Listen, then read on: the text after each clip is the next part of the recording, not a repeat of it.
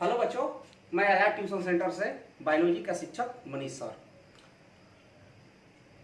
आपके 11th class के प्रथम लेक्चर में हम बायोलॉजी के परिचय के बारे में जाने कि जीव विज्ञान क्या है, जिसमें विभिन्न शब्दों को देखें, जैसे साइंस क्या है, साइंस के कौन कौन से भाग होते हैं, नेचर क्या है, और बायोलॉजी पर हम आए और बायोलॉजी की परिभाषा देखें कि बायोलॉजी में लिविंग ऑर्गेनिज्म का अध्ययन किया जाता है।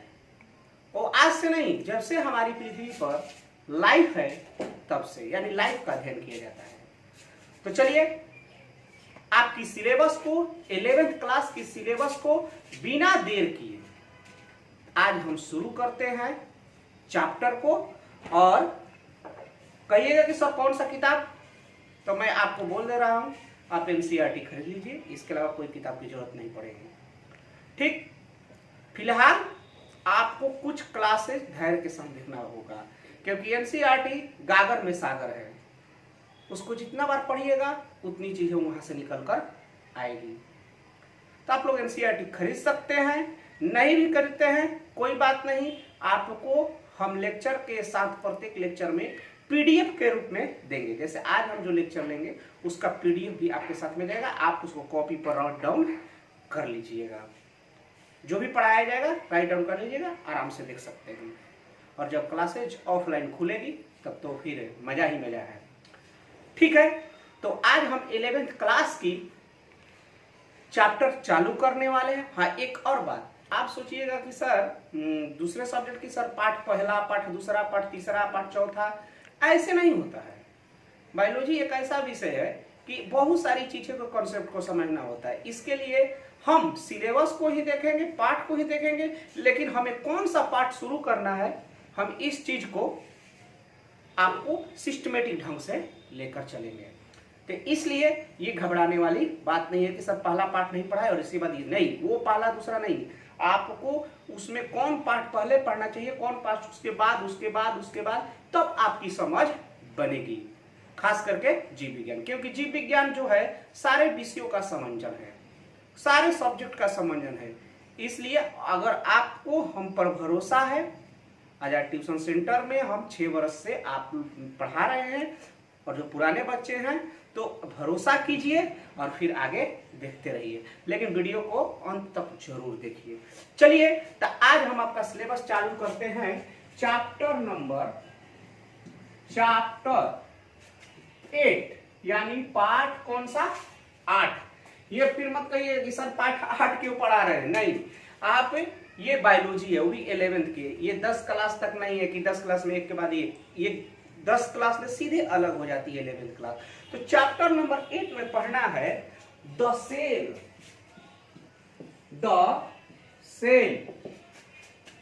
यूनिट ऑफ लाइफ, कोशिका। हिंदी में लिखते चलूंगा, जीवन की इकाई, जीवन की इकाई। हम लोग पिछले क्लास में जाने के जीवन के अध्ययन करना है जीव विज्ञान को, ठीक। तो उसी प्रकार इस पाठ में पढ़ना है सेल यूनिट ऑफ लाइफ।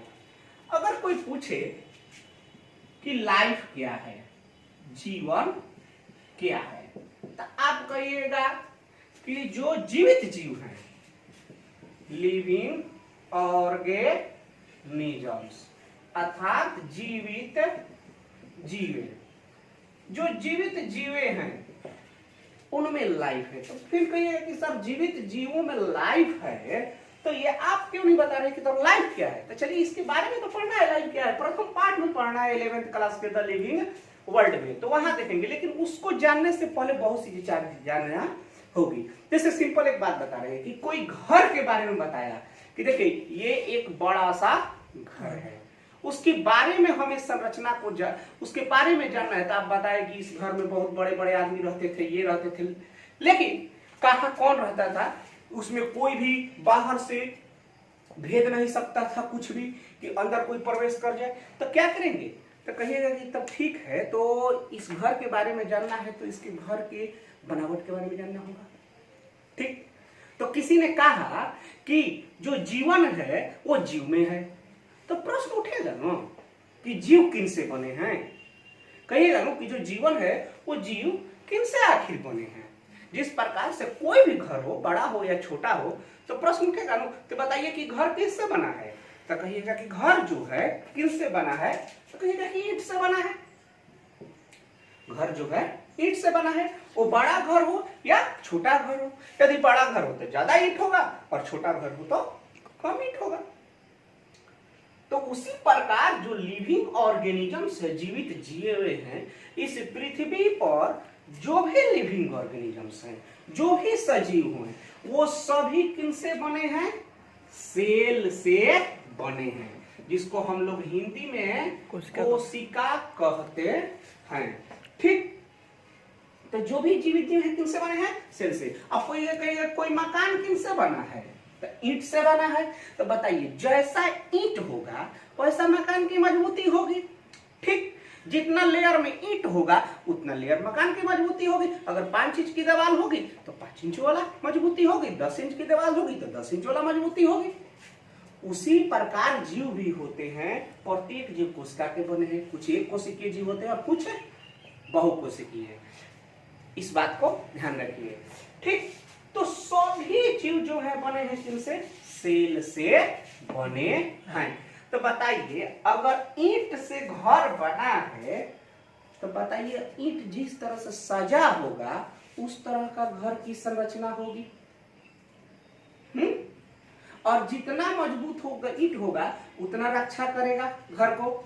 तो उसी प्रकार सेल क्या है, तो सेल जो है ये जीवों का, मतलब किसका, जीवों का, प्रत्येक जीव इस धरती पर जो भी जीव है, जीवों का स्ट्रक्चरल यानी संरचनात्मक एवं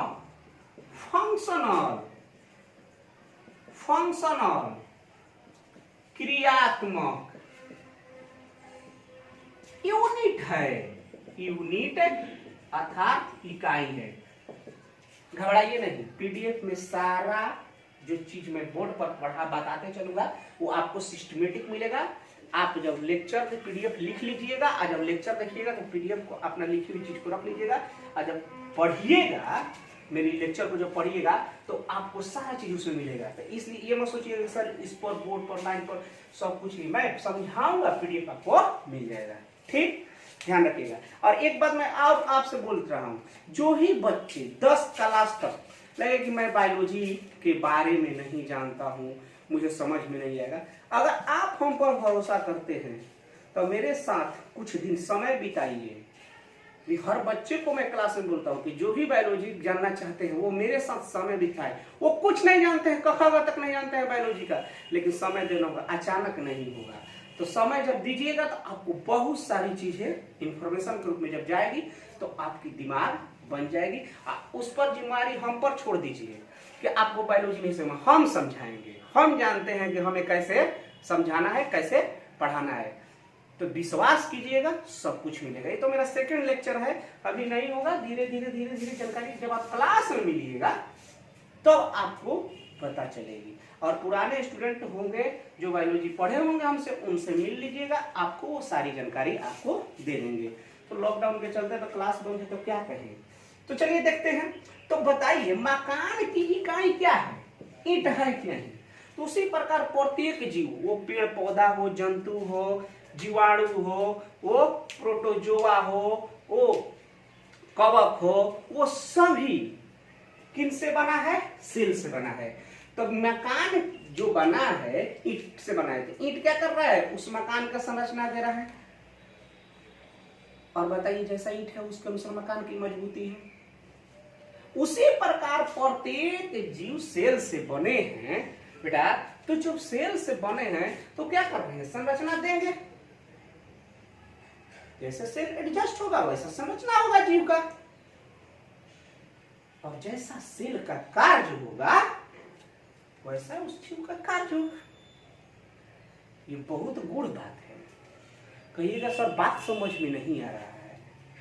जैसे सिंपल एक कहावत बचपन में सुने होंगे कि बांस के कोठी में बांसे फूटेला, भोजपुरी हम लोग हैं, भोजपुरी हैं, आप लोग जानते हैं, हम भी भोजपुरी हैं।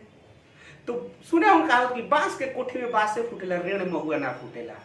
इसका मतलब कि सेल ही डिसाइड करता है कि ये बांस का प्लांट बनेगा कि ये बरगद का पेड़ बनेगा। सेल ही डिसाइड करता है कि ये कुत्ता का बच्चा बनेगा कि ये मानव का बच्चा बनेगा। यानी उस सेल में सारी इंफॉर्मेशन छुपी रहती है, सूचनाएं छुपी रहती है। इस प्रकार से ये डिसाइड करता है कि ये मकान कितना मजबूत बनेगा। ठीक, तो सेल क्या है? Structural unit of and functional unit of living organism, यानी प्रत्येक जीव के संरचना देने वाला और कार्य कराने वाला इकाई है। सारी परिभाषा आपके पीडीएफ में लिखा हुआ है, आप उसको पहले राइट डाउन, जो भी पीडीएफ जाएगा पहले राइट डाउन कर लीजिए, फिर देखिए, फिर एक बार दो बार देखिएगा, क्लियर हो जाएगा। तो इस प्रकार कह सकते हैं कि इस पृथ्वी पर जो भी जीव है वो सभी किनसे बने हैं? सेल के बने हैं। तो बताइए, मकान की एक ईंट को हटा दीजिएगा तो मकान खत्म हो जाएगा कि नहीं हो जाएगा? उसी प्रकार जीव के प्रत्येक सेल को हटा दीजिएगा तो सेल जीव खत्म हो जाएगा कि नहीं खत्म हो जाएगा? तो खत्म हो जाएगा। तो बताइए, जीव क्या था? Living organism. लिविंग ऑर्गेनिज्म था तो इसमें क्या है? लाइफ है।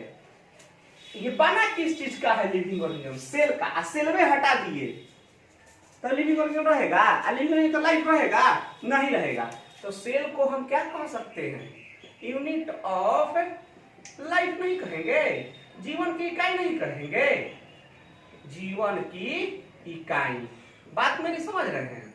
हमने कहा कि लाइफ क्या है, तो लाइफ भाई कहाँ मिलेगा? लिविंग ऑर्गेनिज्म में। और लिविंग ऑर्गेनिज्म किससे बना है? सेल से बना है। और सेल में जब हटा देंगे, सेल को हटा देंगे, कोशिका को हटा देंगे, तो लिविंग ऑर्गेनिज्म में, लिविंग ऑर्गेनिज्म में लाइफ नहीं रहेगा, लाइफ नहीं रहेगा।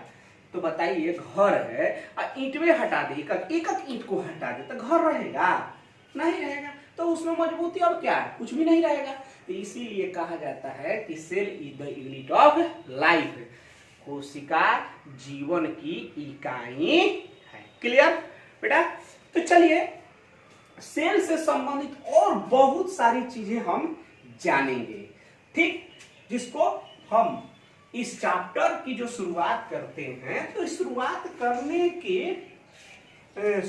इसके परिचय तो होंगे। तो इन सारी परिचय को हम देखेंगे और धीरे, ये देखिए, ये सेल एक ऐसा पार्ट है कि पूरी बायोलॉजी इसी पाठ पर टिकी हुई है। अगर ये पाठ जो बच्चा सही ढंग से नहीं पढ़ पाएगा तो समझ जाइए कि वो क्लियर रूप में कह रहे हैं कि उसको बायोलॉजी समझ में नहीं आ। ये बेस है, आधार है। ठीक है बेटा? तो हम लोग देखेंगे। तो देखें, हम लोगों ने सेल की परिभाषा को दिया। तो जब वैज्ञानिकों ने इस सेल के बारे में अध्ययन किया तो कहा, शब्द दिया। एक हार्टविग नामक वैज्ञानिक थे, हार्टविग। ये सारी चीजें मैं पहले ही बोल दिया हूं कि जो भी बोर्ड पर पढ़ाऊंगा सारा पीडीएफ में जाएगा। पहले पीडीएफ लिख लीजिएगा, फिर उसके बाद पढ़िएगा। तो हार्टविग ने टर्म दिया, शब्द दिया साइटोलॉजी। टर्म मतलब होता है शब्द, ठीक।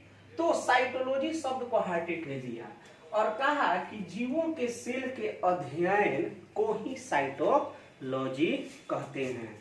जैसे ईंट के अध्ययन, तो साइटोलॉजी क्या है? सेल के अध्ययन को कहा जाता है।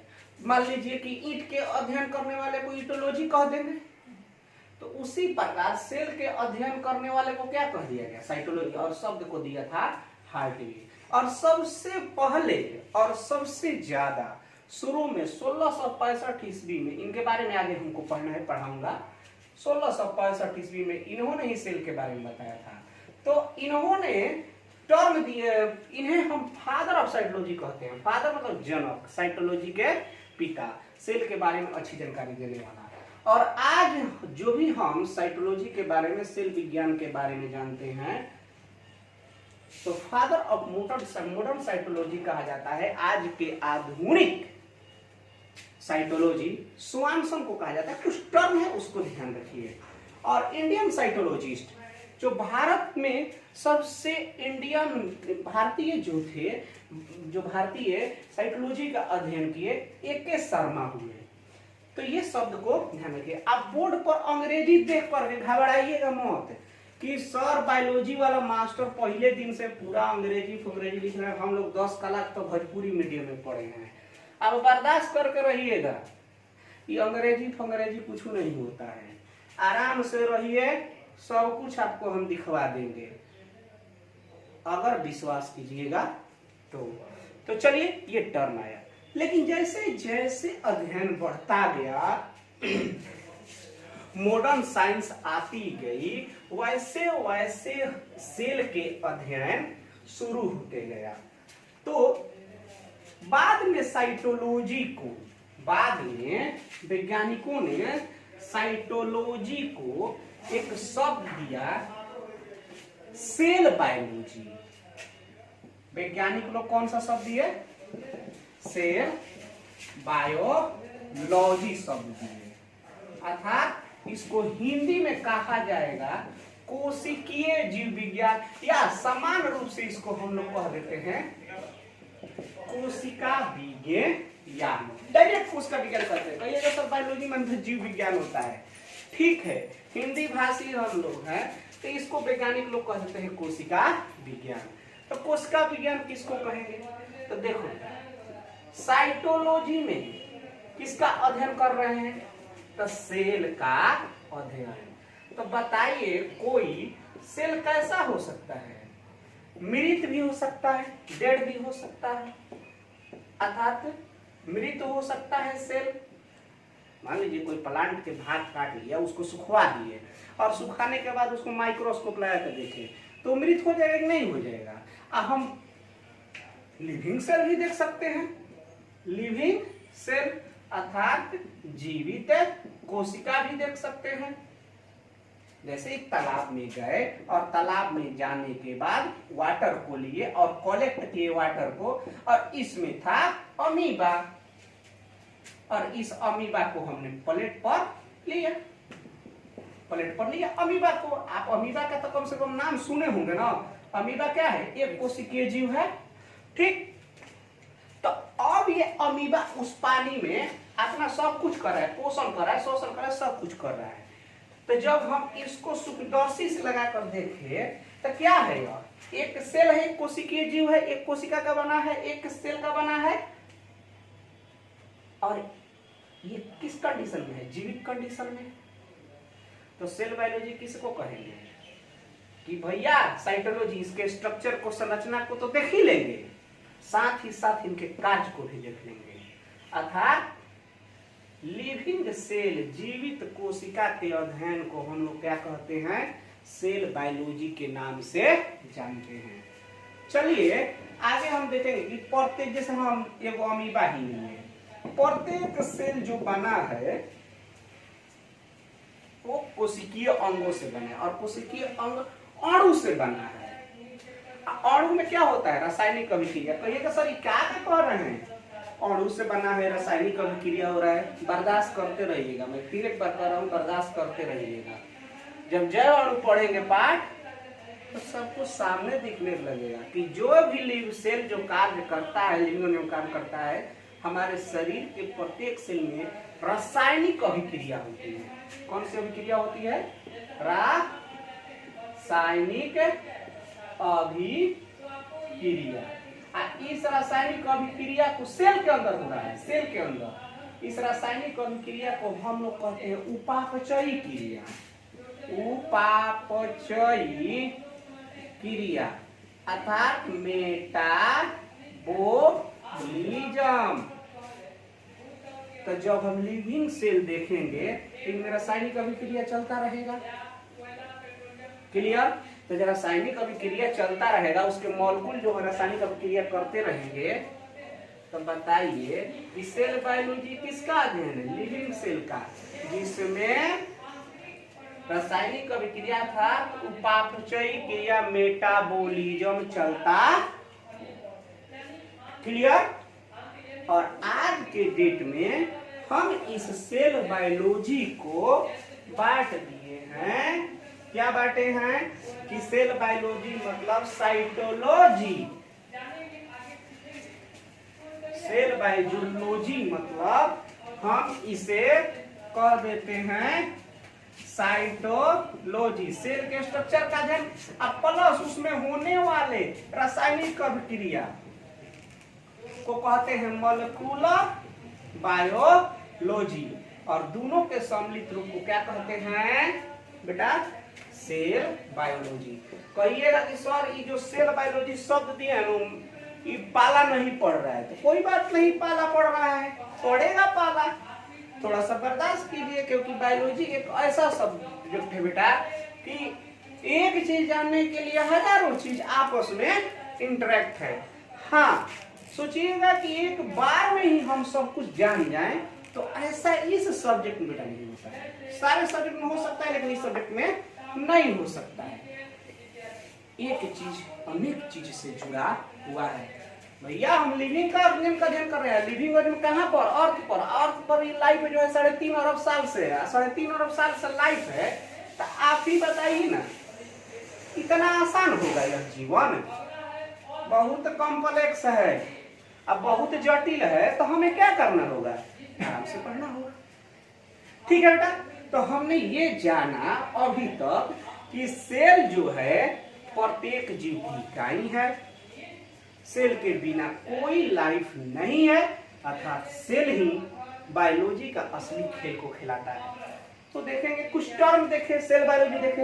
अब आइए, ये सेल जो है इसको जानने से पहले एक चीज जानना और जरूरी हो जाता है, तो हम लोग पढ़ेंगे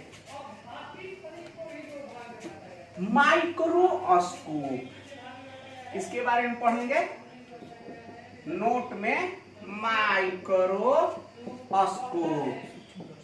सूक्ष्मदर्शी के बारे में पढ़ेंगे। ठीक, माइक्रो सूक्ष्म, स्कोप देखना, अब बताओ ना किसको देखना, सूक्ष्म संरचना को देखना।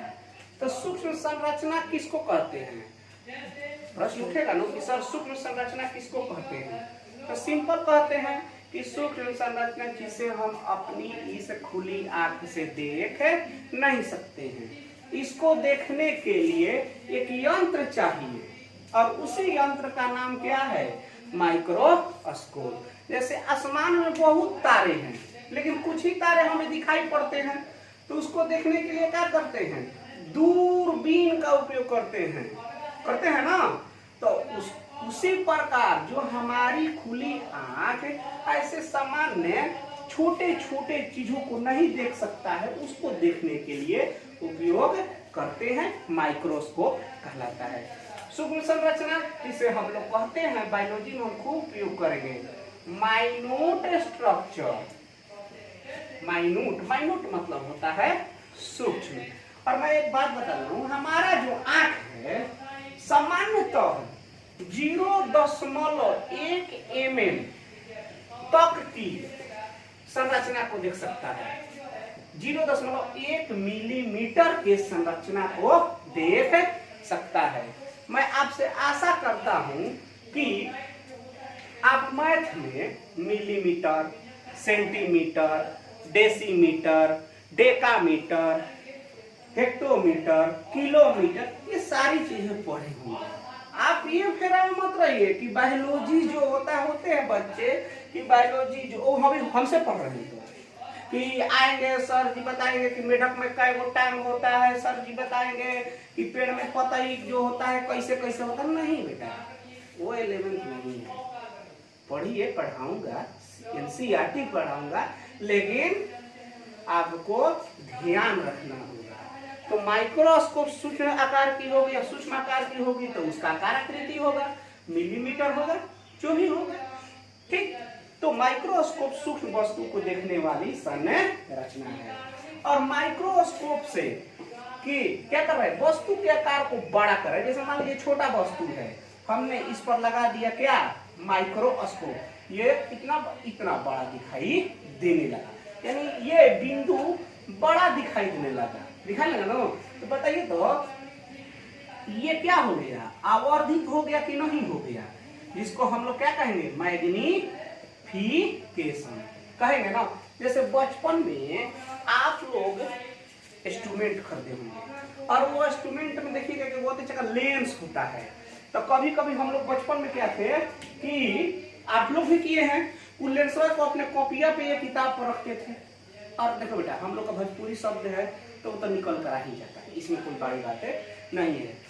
मैं आप कभी क्लास में आइएगा तो मैं बताऊंगा कि विज्ञान की कोई भाषा नहीं होती है और समझने की कोई भाषा नहीं होती, वो किसी भाषा में पढ़ा जा सकता है। चाइनीज फाइनीज जो भी पढ़ना है पढ़ सकते हैं, वो जर्मन, ऐसा नहीं है कि स्पेशल भाषा होता है।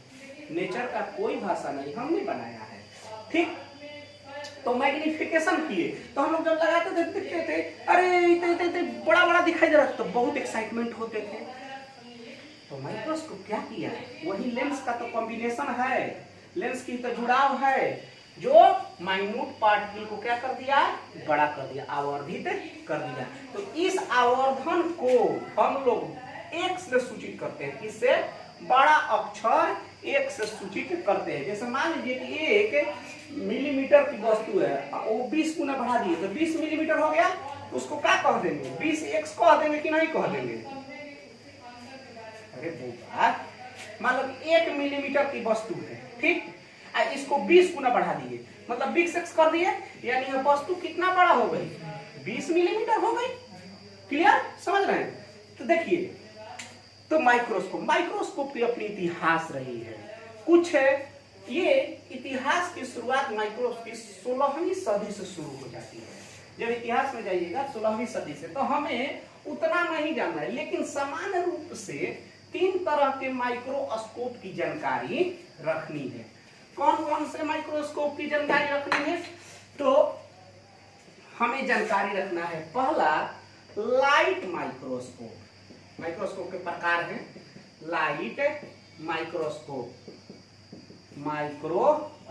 देखो बेटा, हम ये बोर्ड पर जो आपकी सिलेबस ले चल रहे हैं कि आप पीडीएफ लिख चुके हैं और लिखने के बाद आप मेरे लेक्चर को देख रहे हैं। शुरू में ही बोला था कि पीडीएफ में जाएगा तो पहले लिख लीजिए फिर लेक्चर देखिए, तब देखिए मजा है।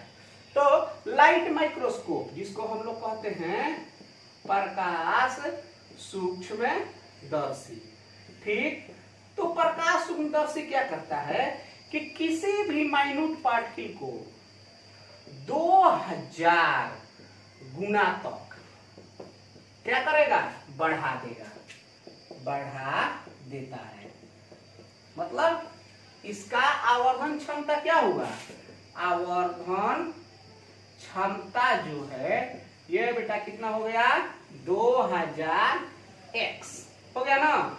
जैसे एग्जाम्पल में हम लिख रहे हैं कि एक सूक्ष्म वस्तु है, ठीक, और यह जो है 1 मिलीमीटर की है। हम इसमें को क्या कर दिए, लाइट माइक्रोस्कोप लगा दिए, यानी इसमें को क्या कर दिए, 2000 गुना तक बढ़ा दिए। तो बताइए यह वस्तु जो थी 1 मिलीमीटर की वस्तु, ये वस्तु है 1 मिलीमीटर की, ये बताइए तो इतना बड़ा दिखाई देने लगेगा कि नहीं देने लगेगा, देने लगेगा ना, ठीक। तो जब देने लगेगा तो लाइट माइक्रोस्कोप क्या किया, 2000 गुना तक इस वस्तु के आकार को बढ़ा दिया। तो बताइए इसी लाइट माइक्रोस्कोप का उपयोग रॉबर्ट हुक ने खोज किया था, सेल के खोज में अपना उपयोग किया था, ठीक। तो लाइट माइक्रोस्कोप 2000 गुना तक बढ़ा देता है। अगला होता है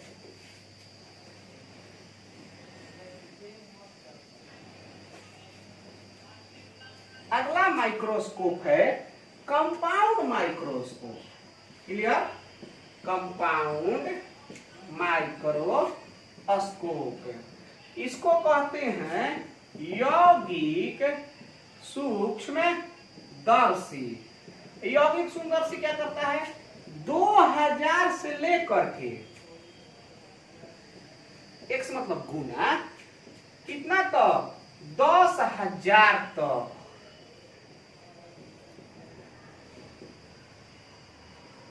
साइज को क्या बढ़ता है, आकार को बढ़ा देता है। ठीक, तो सूक्ष्म संरचना के जैसे ये सूक्ष्म संरचना है ना बेटा, ये 0.1 मिलीमीटर है। क्लियर, ये आप जानते होंगे मिलीमीटर। इस पर लगा दिए कौन सा कंपाउंड माइक्रोस्कोप, हम इसकी आवर्धन किए, कितना तक आवर्धन कर दिए, 10,000 तक कर दिए ना। तो 10,000 तक आवर्धन कर दिए तो 0.1 गुना 10,000 हो जाएगा। बोलिए हाँ या ना, होगा कि नहीं होगा। तो जब होगा तो ये नीचे जाएगा तो 10 हो जाएगा, कट जाएगा ना। तो बताइए तो कितना हो जाएगा, 1,000 मिलीमीटर में बड़ा दिखाई देने लगेगा कि नहीं दिखाई देगा। ये सूक्ष्म बिंदु अगर हमने इस कंपाउंड माइक्रोस्कोप का इस बिंदु पर उपयोग किया तो बताइए तो बड़ा दिखाई देने लगेगा कि नहीं दिखाई देगा, कितना बड़ा। क्लियर। लाइट माइक्रोस्कोप और कंपाउंड माइक्रोस्कोप की खासियत थी कि इससे छोटे चीज को नहीं दिखा सकता। हुआ क्या कि सेल के अध्ययन में बाधा हो रही थी। तो 1932 ईस्वी में बहुत सारे माइक्रोस्कोप आए, इसके भी उनके बारे में जानना है। बस इतना जानिए कि लाइट माइक्रोस्कोप किसी सूक्ष्म वस्तु को 2000 गुना तक बढ़ा देगा, जबकि कंपाउंड माइक्रोस्कोप किसी सूक्ष्म संरचना को 2000 से 10,000 गुना तक बढ़ा देगा। लेकिन उनसे भी छोटे छोटे पार्टिकल, जैसे आज हम कोरोना का नाम सुन रहे होंगे, खूब सुनते होंगे कोरोना है। हमारे समाज में थोड़ा सा अंधविश्वास भी फैला हुआ है कि कोई भी चीज प्रकोप होता है तो उसको हम लोग पूजा पाठ से जोड़ते हैं, ऐसा कोई बात है नहीं है। कोरोना वायरस है, कोरोना वायरस है, आप नाम सुने होंगे। तो कोरोना वायरस है, वो एक पार्टिकल छोटा सा कण है, और जानते हैं 0.1 नैनोमीटर का है। कहिएगा सर नैनोमीटर क्या होता है, हमें पता नहीं है। तो चलो हम बताएंगे, क्या करेंगे, बच्चा सब आ रहा है 10 क्लास में, नहीं जानता है, फिर भी मेरा काम है कुछ करा देना। तो उसके बारे में हमें अध्ययन करना होगा। तो इन माइक्रोस्कोप से अध्ययन नहीं होगा। तो 1932 ईस्वी में 2 वैज्ञानिक आए, एक का नाम था नॉल और दूसरे का नाम था रस्का। नॉल और रस्का, और उन लोगों ने सर्वप्रथम ऐसा माइक्रोस्कोप बनाया कि आज भी हमें जीव विज्ञान के क्षेत्र में अध्ययन करने में सारी आसानी हो गई है, सारी चीजों की आसानी। तो तीसरा आया सबसे महत्वपूर्ण, इलेक्ट्रॉन माइक्रोस्कोप, अर्थात इलेक्ट्रॉन सूक्ष्मदर्शी, और आज हम इसका उपयोग करते हैं। इसको कौन कौन दिया था वैज्ञानिक, तो इसे दिया था नॉल और रास्का ने। रास्का केवल लिखता है, नॉल और रास्का वैज्ञानिक ने इसको बनाया था, तो उसको इन्वेंटेड कर देते हैं। कब, 1932 ईस्वी में। आज भी हमारे इंडिया में बहुत कम है, नहीं के बराबर। कैसे हैदराबाद में जो साइकोलॉजी सेंटर है वहां पर है। इसी इलेक्ट्रॉन माइक्रोस्कोप से हम सेल से लेकर के वायरस तक को देख लेते हैं, विषाणु तक को भी देख लेते हैं बेटा। ये कितना, 2000 से लेकर के 2000 गुना से लेकर, लो गुना लिख देते हैं, एक से लिख करके से 2 लाख गुना तक आकार को क्या करता है, आकार को बढ़ा देता है। आकार को क्या करता है, बढ़ा देता है। जैसे हमने फिर एक बार कहा कि एक पार्टिकल लिया और यह था 0.1 मिलीमीटर। बताइए हम इसको बढ़ाना हो इलेक्ट्रॉन माइक्रोस्कोप से तो 2000 पर भी देख सकते हैं। काहे मन करेगा तो 2000 से 2 लाख है ना जी, तो 50,000 भी उसकी पावर को बढ़ा देंगे। उसके पावर को हम 20,000 भी बढ़ा देंगे, उसके पावर को हम 1 लाख पर भी बढ़ाकर देख सकते हैं। जिस प्रकार से लेंस ऊपर नीचे करते हैं तो छोटा बड़ा दिखाई देता है कि नहीं दिखाई देता है। और इलेक्ट्रॉन माइक्रोस्कोप एक ऐसी संरचना आई जिससे हम लिविंग सेल का अध्ययन कर सकते हैं। आ लिविंग सेल मतलब का चीज, अरे बउआ मेटाबॉलिज्म, मेटाबॉलिज्म मतलब क्या, उपापचयी प्रक्रिया। आज हमारे पास ये क्षमता हो गया है इलेक्ट्रॉन माइक्रोस्कोप से कि जीवित कोशिका के अंदर क्या क्या हो रहा है वो सारी चीजें इस इलेक्ट्रॉन माइक्रोस्कोप से देख सकते हैं। ठीक बेटा, तो सूक्ष्म संरचना क्या है, तो माइक्रोस्कोप से दिखाई देने वाली संरचना है। अब बताइए कि जो सूक्ष्म संरचना को कौन देख रहा है, माइक्रोस्कोप देख रहा है। सेल भी क्या है, सूक्ष्म संरचना है। तो बताइए कि साइटोलॉजी सेल का अध्ययन कराता है, तो साइटोलॉजी में किसका उपयोग करेंगे, माइक्रोस्कोप का करेंगे। और सेल बायोलॉजी जीवित कोशिका का अध्ययन, तो सीधा हम क्या करेंगे, साइटोलॉजी और सेल बायोलॉजी को हम समान ले लेते हैं, मान लिया जाता है। ठीक, तो माइक्रोस्कोप का अध्ययन करेंगे तो सेल कैसा है, माइक्रोस्कोपिक स्ट्रक्चर है। अब माइक्रोस्कोपिक स्ट्रक्चर है तो उसका कुछ आकार आकृति होगा ना, तो आकार होगा तो आकार को किस चीज में मापते हैं, लंबाई, चौड़ाई, ऊंचाई, इन चीजों में मापते हैं। क्लियर, समझ रहे हैं बात। सेल को हम लोग किसी का आकार, मतलब घर के आकार मापना है तो मापते हैं लोग 2 मीटर 3 मीटर। तो सेल भी एक संरचना है। सेल क्या है, संरचना है। कैसा संरचना है, लिविंग संरचना है, लिविंग ऑर्गेनिज्म का संरचना है। तो हम इस सेल का आकार आकृति मानेंगे ना, तो माइक्रोस्कोपिक संरचना को, किसको, माइक्रोस्कोपिक स्ट्रक्चर अर्थात सूक्ष्म संरचना को मापा जाता है। का में मापा जाता है, आप जानते हैं माइक्रोस्कोपिक संरचना को खुली अक्षर देते हैं तो मापा जाता है किसमें, माइक्रोमीटर में। का में मापा जाता है बउआ, तो देखो इसको माइक्रो कहते हैं, इस साइन को, जैसे यू हो गया ना भाई, यू हो गया, और इसको इधर कर देंगे तो क्या हो जाएगा, माइक्रो। ठीक, मीटर हो गया। और माइक्रोमीटर कितने के बराबर होता है, 10 के पावर -6 मीटर के बराबर होता है। इसका अर्थ क्या हुआ, ये नीचे चल जाएगा तो बाटा में 10 के पावर 6 मीटर हो जाएगा ना, अरे नहीं होगा। अर्थात 1 मीटर के कौवा भाग 10 लाखवा भाग। वैसे 1 मीटर, ये 1 मीटर कोई वस्तु है, इसको छोटे छोटे छोटे छोटे छोटे छोटे कितने भाग में बांटिए, 10 लाख भाग में बांटिए, उतना छोटा को माइक्रोमीटर कहते हैं। ठीक, उसी प्रकार सूक्ष्म संरचना को किसमें मापते हैं, नैनोमीटर में। इसको क्या कहते हैं, नैनोमीटर। 1 माइक्रोमीटर बराबर 10 के पावर -6, यानी 1 मीटर के 10 लाखवा भाग। उसी प्रकार 1 नैनोमीटर बराबर होता है 10 के पावर -9 मीटर, यानी 1 मीटर के कौनवा भाग, अरे अरबवा भाग। 1 मीटर के कौन भाग, अरबवा भाग, अरबवा भाग। मान लीजिए 1 मीटर वस्तु की लंबाई है, उसको कितने भाग में काट दिए, 1 अरब भाग में काट दिए, तो सोचिए कितना छोटा होगा। उस छोटा चीज को कौन देखेगा, इलेक्ट्रॉन माइक्रोस्कोप। समझ रहे हैं बात, बस इस इंफॉर्मेशन को देखते रहिए। और एक और टर्म का उपयोग करते हैं जिसे हम कहते हैं एंगस्ट्रॉम। बेटा क्या कहते हैं, एंगस्ट्रॉम, एक के ऊपर डॉट। 1 एंगस्ट्रॉम बराबर, एंगस्ट्रॉम बराबर 10 के पावर -10 मीटर, यानी कि खरबवा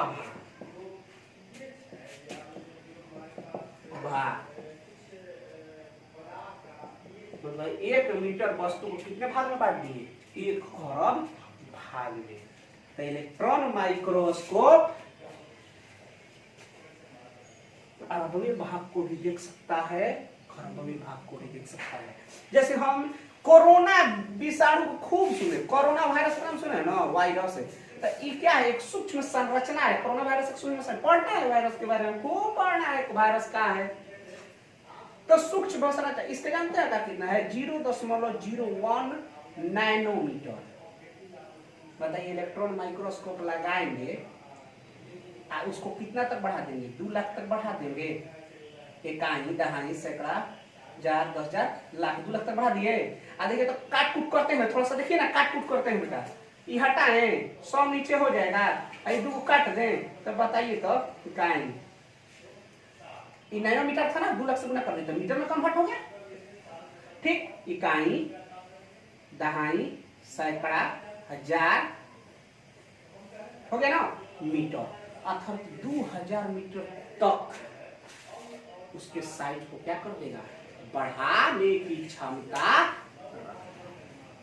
समझ रहे हैं? तो चलिए बेटा, आज हम क्लास में ये जाने, फर्स्ट 11th के प्रथम लेक्चर में ये जाने कि भैया हमको शुरू में पढ़ना है सेल, और सेल क्या है, जीवों को बनाने वाला इकाई है, और सेल सूक्ष्म होता है तो उसको हम किससे देखेंगे, सूक्ष्मदर्शी से देखेंगे। क्लियर?